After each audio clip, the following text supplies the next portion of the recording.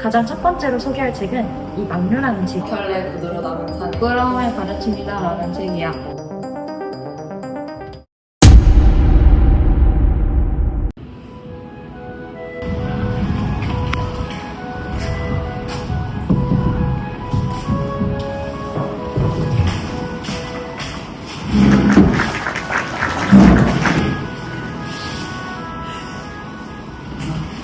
혹시 믿고 있는 종교 있어? 나 아끼고. 우리가 이번에 소개할 막루라는 책은 너가 믿고 있는 기독교와 아주 긴밀한 관계를 가진 책이야. 이 책은 대형 교회에서 일하는 한 전도사의 이야기로 시작해. 그는 강요에 의해 담임 목사의 설교문을 대신 써주며 지내는데 점점 그러한 자신의 행동에 회의감을 느끼게 돼. 그런데 교회는 하나님 나라의 확장이라는 명분으로 오래된 시장 마을을 철거하고 화려한 건물을 세우려고 하고 있어. 하지만 그곳에는 여전히 터전을 지키며 살아가는 주민들이 있었어. 그 사람들의 삶은 고려하지 않은 터무니없이 적은 보상에 주민들은 연합을 만들어 교회에 맞서기 시작했어. 그러자 교회는 그들을 불온한 집단으로 몰아세우며 갈등이 심하게.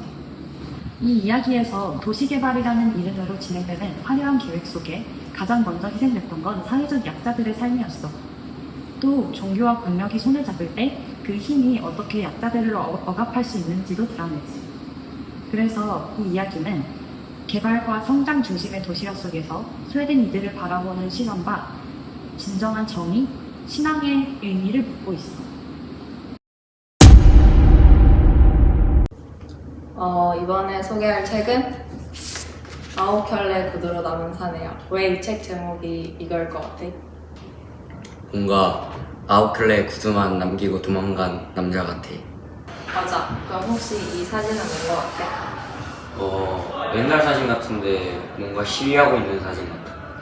거의 다 왔어. 이 사진은 광주 대단지 사건의 시위 현장 사진이고 오늘 내가 소개할 책인 아홉 켤레 구두로 남은 산의 이 책이 광주 대단지 시위 사건의 현장을 모티브로 만든 책이야.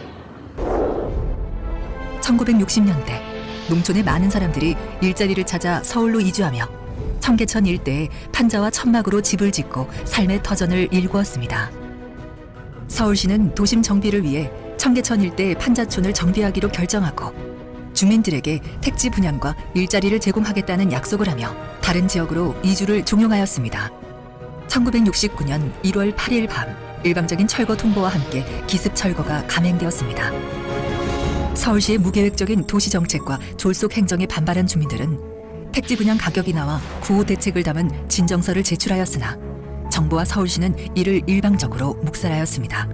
분노한 5만여 명의 주민들은 생존권 보장과 구호 대책을 요구하는 대규모 걸기대회를 열었고 이 과정에서 많은 사람들이 다치거나 구속되었습니다. 이 책의 주인공 권 씨는 방금 말한 이 광주 대단지 사건의 주동자로 몰려서 감옥살이를 하게 되는데 그 사이에 도시개발로 인해 도시 빈민으로 전락하게 된 인물이야. 권 씨는 그런 남루한 삶 속에서도 아홉 켤레 구두만큼은 소중히 대할 정도로 자존심을 지키는 사람이었어. 하지만 마지막에 강도짓을 하다가 들키고 결국 권 씨의 자존심이었던 아홉 켤레 구두까지 남겨두고 떠나. 마지막으로 내가 소개할 책은 부끄러움을 가르칩니다라는 책이야. 이 책에서는 부끄러움을 어떻게 설명하는지 알아보자. 최근에 부끄러움을 느낀 적 있어?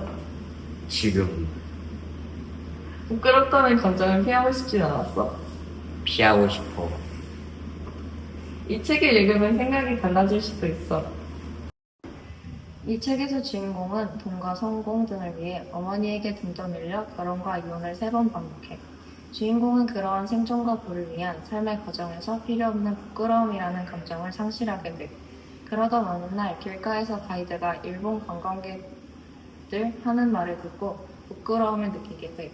그 말은 여러분 이 근처부터 소매치기에 주의하십시오라는 말이었어. 이 주인공 과거는 6.25 전쟁과 근대화로 인해 물질 만능주의된 세상을 의미하고 있어.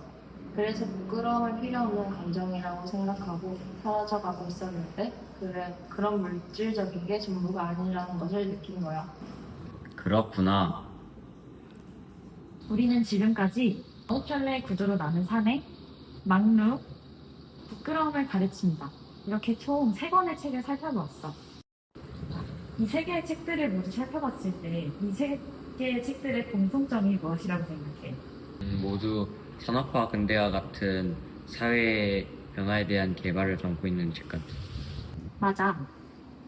아홉 켤레의 구두로 남은 사내는 산업화와 도시화에서 소외된 계층의 삶을 보여주고, 막루는 도시개발 속 기존 주민들의 열악한 현실을 종교 부패라는 소재를 통해 보여주었어. 그리고 마지막으로 부끄러움을 가르칩니다는 근대화로 인해 상실한 인간성에 대한 이야기를 하고 있었지. 즉, 모두 그러한 사회 변화와 관련된 얘기를 담고 있는 거야. 산업화로 인해 변화되고 소외된 사람들의 이야기로 꼬리를 이어보았어. 혹시 옛날에 서양인들이 조선을 뭐라고 불렀는지 알아? 모르겠어. 서양인들이 옛날에 조선을 고요한 아침의 나라라고 불렀대. 그런데 그런 별명을 가졌던 나라가 한 세기 만에 빨리빨리의 나라가 되어버렸어. 오, 맞아. 빨리빨리 민족이라고 부르는 걸 몇 번 본 적이 있어. 맞아. 우리나라는 6.25 전쟁으로 거의 폐허가 된 상태에서 1960년대 이후 동안 한강이 기적이라고 불릴 만큼 엄청난 속도로 눈부신 경제 성장을 이룬 역사가 있잖아. 그치. 그러면 빠른 게 좋았던 거 아니야? 물론 좋았던 점도 있지. 하지만 우리가 집중해야 될 것은 우리나라가 이런 빨리빨리에 너무 집중하면서 그 외에 중요한 것들을 잊고 살았다는 거야. 예를 들어볼까? 도시개발의 과정에서는 새 건물이 세워지는 동안 산터가 사라진 많은 취약계층과 소외계층이 발생되었었는데, 그들의 고통은 외면시하며 재개발에만 급급해했지. 심지어 그런 소외계층의 결핍을 파고들어 그들에게서 금전적인 착취를 하고자 했던 종교단체들도 정부에서 묵살하곤 했어. 또 빠르게 근대화를 겪으면서 인간성이 상실하고 감정을 사치로 여기는 물질 만능주의 세상으로 변질되기도 했어. 우리가 여기서 주목해야 할 건 눈에 보이는 빠른 성장이나 성과만 중요한 게 아니라는 거야. 우리 모두의 삶, 그들의 권리와 존엄도 함께 고려해야 한다는 것이야. 우리가 이걸 기억할 때 앞으로의 발전은 단순한 속도나 숫자가 아니라 더 의미 있는 변화가 될 수 있는 거지. 지금까지 세 권의 책들을 살펴보았을 때 이 세 권의 책의 소개를 모두 들은 너의 소감은 어때? 너 말대로 단순 성장과 성과에만 집중하면 안 되고 이를 되새겨야 하지만 앞으로의 발전이 더 의미 있어질 것 같아. 좋아. 그러면 이상으로 세 권의 책 소개를 마칠 거야. 다음 번에는 무슨 책을 읽어볼까?